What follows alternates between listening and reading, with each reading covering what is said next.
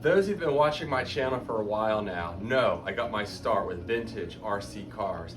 This is a Kyosho turbo raider I've had since I was 14 years old, and I believe it's still the fastest Kyosho raider in the world, at least on the internet. This thing's gone over 60 miles an hour on 3S, and I was getting ready to make a 65-mile-an-hour attempt, but I've been having so many issues with this thing, horrible handling issues, and I was so frustrated I just couldn't work on the car anymore. I couldn't even go to drive it because I couldn't figure out why it was acting up. The handling was just really bizarre. Under acceleration, I'd get up to 30 or 40 miles an hour and it would get all wacky, the handling. It would pull to a side real hard. I slammed into a traffic barrier the last time I tried to do a speed run. And I really want to take advantage to the custom idle gear I have in here that, I don't remember the number of teeth. I think it's like a 32, the stock one's 36, remember right, and then the speed gear, which I had in here previously that brought this car to 60, was a 32 tooth. So I was all set to get this thing going even faster. Then I could put a bigger pinion gear in here because I had a smaller idle gear, go even faster. Ultimately, I was hoping to get this thing up to 70 miles an hour. It's gonna be tough, it's a really light car, but long story short, I was just so frustrated and I couldn't figure out what was going on with it. And I may have figured it out with some help from folks on the Facebook Kyosho Raider group. Now, I'm gonna go ahead and do a how-to video. Hopefully this all works, but using parts from AliExpress, really cheap parts at that, and converting this from these funky press-on hex adapters, which I think mine are like kind of wore out and stripped and they've spun a bunch, and that's probably why it's not holding, and then go to a different setup where the hexes are actually held on with pins, a more modern setup. And I think that may actually be what was causing my handling issues. We'll find out. I may be wrong, I may be disappointed, but it's worth a shot. So let's go ahead over to the workbench and try to figure out what's wrong with this thing. All right, so let me show you what I'm working with here and why I think this is a problem. Now this car is just running a F540 4300 kV motor, nothing too crazy, and it's got a budget 60 amp ESC in here. But back here, the way these hexes work on a Raider, which is a really dumb solution, maybe back in the day it was more common, but these hexes just press on to the axles, and the best I can tell the way they're supposed to work is when you press them on, they grip onto the axle. This one just spins freely, despite even if I crank the wheel nut down, it'll bind up, but it will still spin at the same time, so it just doesn't work as it should.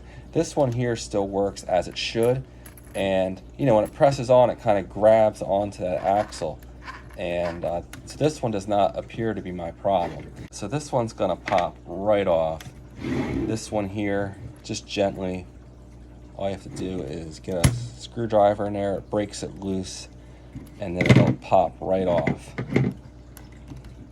I say that, there's some thread locker there that's keeping it from coming off, but there we go. So I'm gonna set these aside. Here's the one that was gripping, and you might be able to see it has a little bit of a lip. This one, I think it's kind of wore down. I think it's spun enough times that it's just kind of tore them up, and they're not working how they're designed to. So, what do I have to fix this problem? Hopefully, I got these off AliExpress. I want to say they were like, I can't remember, $5 or $6. They're really inexpensive for what they are. And I'll put a link in the video description to where you can buy these. But the stock axles don't have the hole here for a pin. So you can slide a pin through here and then put a nice metal 12mm hex on here. And in theory, they should fit right in here and work okay with the Raiders. Now, some other people have done this already and says it works well, so I'm going to try to put this on video, and hopefully this will help other people that want to do this upgrade to their Kyosho Raider. And I'm just going to go ahead and remove this screw here, that's holding this tie rod on the end of the hub.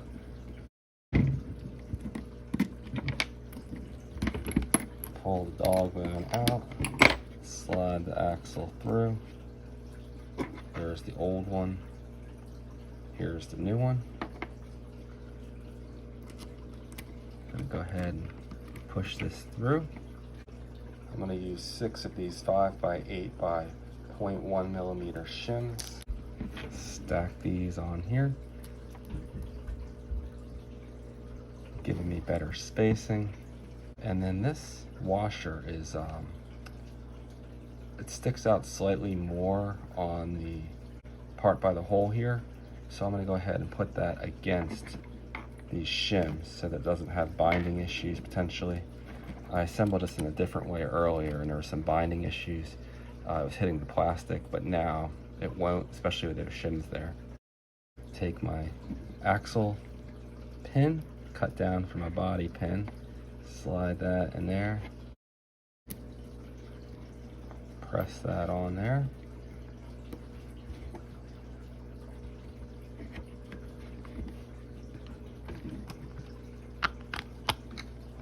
Put my tire on, and then snug it down.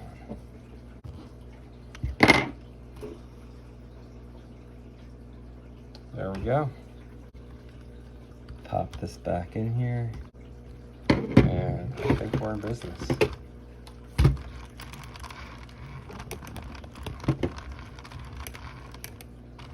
Very nice. You know, and while I'm at it, I purchased the Boots Hoons tires. Shoot, it must have been close to a year ago. I got a great deal. They were only about $10 for the set. The problem is they take 14 millimeter hexes, and everything but my Armor Big Rock uses 12 or 17, and it's hard to find adapters for these. The kind I did feel are just little 3D printed inserts. You can probably see here how they slide in there and make, you know, they bring it down to 12 millimeter. And I wanted to run them in the Raider because any other tire I have balloons too much when you get much past 60 miles an hour. These are my best set. When they were new, they could get up to 80 on my Bandit, but with the lighter Raider, they just aren't happy much past 60. These Boots tires should be fine to any speed I'm ever going to take this Raider to. Certainly for my 70 mile an hour goal, they should be fine. They should go over 100 miles an hour just fine. So with the new axles, with the pins, I can now use these. Before, they wouldn't work because there was an issue with the way the old axles work, how they press on. They would rub, the adapters here would rub. And with this setup, I think it seems perfectly good now. I was real careful not to over tighten the bearings. I haven't figured out why these bearings, if you tighten them down too much, bind up. So I backed off until they spin pretty good and there's really no wheel wobble. So I think we're good to go. And hopefully this fixes the Raider. Stay tuned for that.